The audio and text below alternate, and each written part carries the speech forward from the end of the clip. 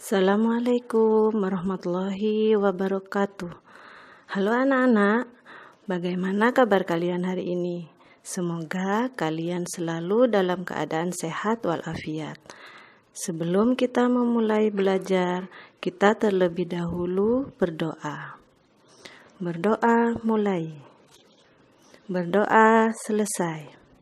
Anak-anak, hari ini kita akan belajar tema 1, subtema 1, pembelajaran 3, kelas 6. Mata pelajaran Ilmu Pengetahuan Alam dan Bahasa Indonesia.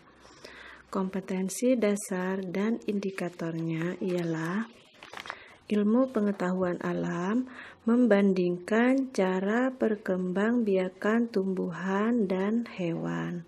Indikatornya mengidentifikasi cara perkembangbiakan vegetatif pada tumbuhan dan manfaatnya. Bahasa Indonesia menyimpulkan informasi berdasarkan teks laporan hasil pengamatan yang didengar dan dibaca.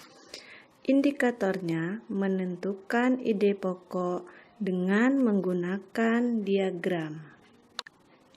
Tujuan pembelajaran kita hari ini, yang pertama, setelah mengamati video, peserta didik mampu menyampaikan cara perkembangbiakan vegetatif pada tumbuhan dan manfaatnya dengan benar. 2.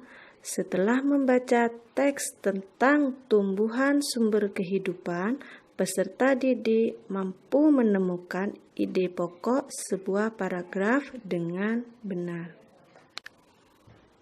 Baiklah anak-anak, sekarang kita langsung pada pelajaran ya. Anak-anak, apa kalian tahu apa yang dimaksud dengan perkembangbiakan tumbuhan secara vegetatif? Ya, perkembangbiakan tumbuhan secara vegetatif adalah perkembangbiakan tanpa melalui perkawinan. Perkembangbiakan cara ini dilakukan dengan cara menggunakan bagian tubuh induknya. Dan perkembangbiakan vegetatif hanya melibatkan satu induk saja, sehingga sifat anaknya sama dengan sifat induknya. Terdapat dua macam perkembangbiakan vegetatif, yaitu perkembangbiakan vegetatif alami dan buatan. Perkembangbiakan vegetatif alami terjadi dengan sendirinya melalui bagian tumbuhan. Berikut cara perkembangbiakan vegetatif alami. 1. Rizoma. Rizoma adalah akar tinggal atau akar tongkat atau rimpang.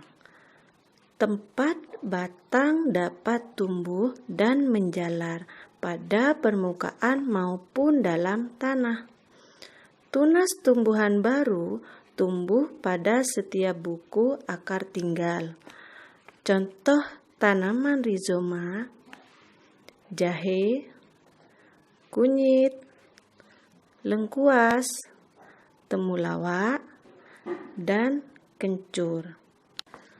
2. Umbi lapis. Umbi lapis adalah daun tipis yang berlapis-lapis.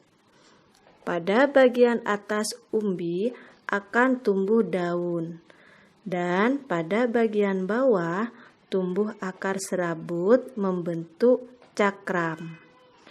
Contoh umbi lapis ialah bawang merah, bawang putih, bunga bakung, dan bunga tulip. 3. Umbi batang. Umbi batang adalah batang yang tumbuh dalam tanah dan ujungnya berkembang menjadi umbi.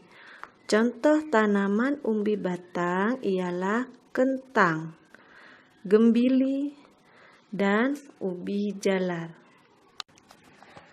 4. Umbi akar.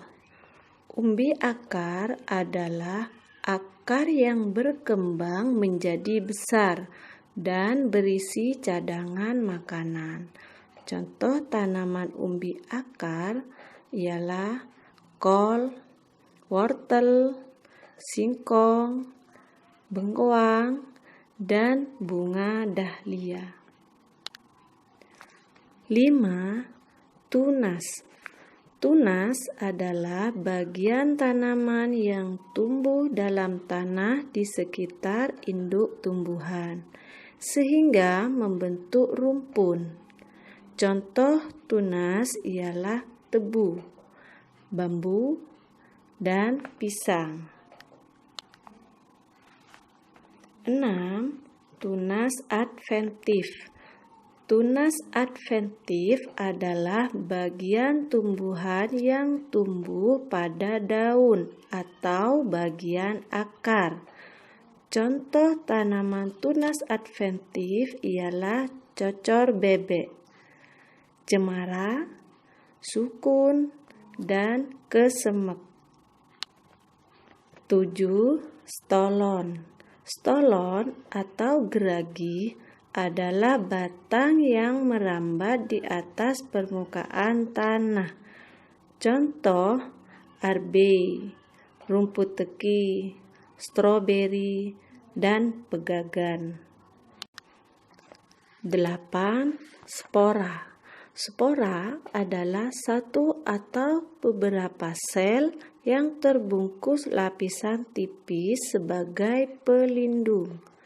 Spora ini dikenal sebagai alat persebaran biji pada tumbuhan berpembuluh.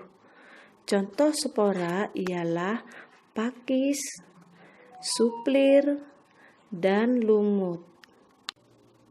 Anak-anak, manfaat dari perkembangbiakan vegetatif alami salah satunya adalah menghasilkan tanaman anakan yang sama persis dengan induknya. Anak-anak, masih tetap semangat ya. Sekarang kita akan belajar tentang ide pokok. Kalian tahu apa itu ide pokok? Ya, ide pokok adalah ide atau gagasan yang menjadi pokok pengembangan suatu paragraf. Fungsi ide pokok itu sendiri adalah untuk mengetahui apa maksud suatu wacana tersebut. Cara menentukan ide pokok ialah dengan membaca kalimat dalam paragraf satu demi satu. Kemudian, pahami wacana tersebut dengan menentukan inti paragraf tersebut. Nah, inti paragraf itulah yang disebut dengan ide pokok atau pikiran utama. Sekarang, marilah kita baca bacaan berikut ini mengenai tumbuhan sumber kehidupan. Kemudian, kita akan menentukan ide pokok setiap paragraf. Tumbuhan sumber kehidupan. Indonesia adalah negara kepulauan yang terletak di garis khatulistiwa. Indonesia memiliki dataran tinggi, dataran rendah, dan perairan. Dataran rendah adalah daratan yang memiliki ketinggian 0 sampai 200 meter di atas permukaan laut. Hampir semua ibu kota provinsi di Indonesia terletak di dataran rendah. Tumbuhan di dataran rendah adalah padi, palawija, dan tebu. Wilayah pantai termasuk dataran rendah. Indonesia memiliki banyak pantai, karena negara kita terdiri atas ribuan pulau. Tumbuhan di wilayah pantai adalah kelapa, bakau, dan ganggang.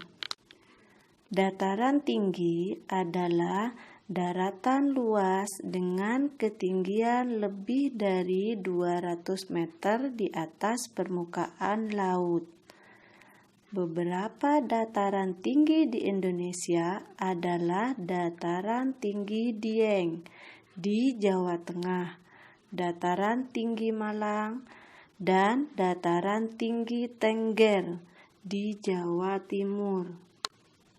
Dataran Tinggi Alas di Aceh dan Dataran Tinggi Bone di Sulawesi Selatan. Jenis tumbuhan di dataran tinggi adalah teh, kopi, cengkeh, buah-buahan, dan sayuran. Dapatkah kamu menemukan jenis tumbuhan lain yang terdapat di dataran tinggi dan dataran rendah? Baiklah anak-anak, sekarang kita akan menentukan ide pokok pada setiap paragraf yang telah kita baca. Paragraf pertama, ide pokoknya ialah Indonesia adalah negara kepulauan. Paragraf kedua, dataran rendah adalah daratan yang memiliki ketinggian 0 sampai 200 meter di atas permukaan laut. Paragraf kedua, ide pokoknya ialah dataran rendah adalah daratan yang memiliki ketinggian 0 sampai 200 meter di atas permukaan laut. Paragraf ketiga, ide pokoknya ialah wilayah pantai termasuk dataran rendah. Paragraf keempat, ide pokoknya ialah dataran tinggi adalah daratan luas dengan ketinggian lebih dari 200 meter di atas permukaan laut. Paragraf yang kelima, ide pokoknya ialah dapatkah kamu menemukan jenis tumbuhan lain yang terdapat di dataran tinggi dan dataran rendah? Demikianlah anak-anak pembelajaran kita pada tema 1, subtema 1, pembelajaran 3. Sampai jumpa pada pembelajaran berikutnya.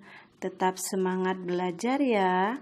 Wassalamualaikum warahmatullahi wabarakatuh.